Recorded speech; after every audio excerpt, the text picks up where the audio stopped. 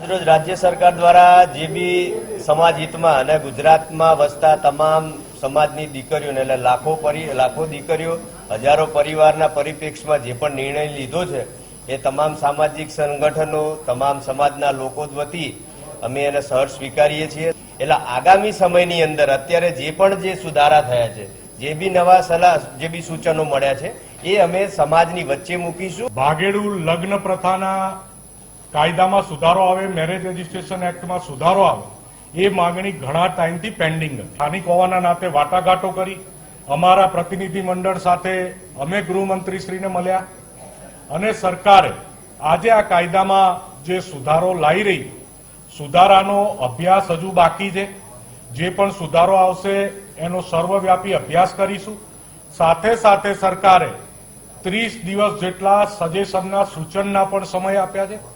30 દિવસ સુધી અલગ અલગ વિસ્તારોમાંથી અલગ અલગ આગેવાનો પાસેથી અમે સૂચનો અને સલાહ પણ મંગાવીશું અને સરકારમાં સબમિટ કરીશું। રાજ્યની અંદર પાટીદાર સમાજે અને અન્ય ગુજરાતના તમામ સમાજોએ લગ્ન નોંધણીમાં થતા છેતરપિંડીના કેસોને લઈને ચિંતા વ્યક્ત કરી હતી અને રાજ્ય સરકારને અમે સૂચનો સાથે વિગતો આપી હતી કે આવા બનાવો બની રહ્યા છે।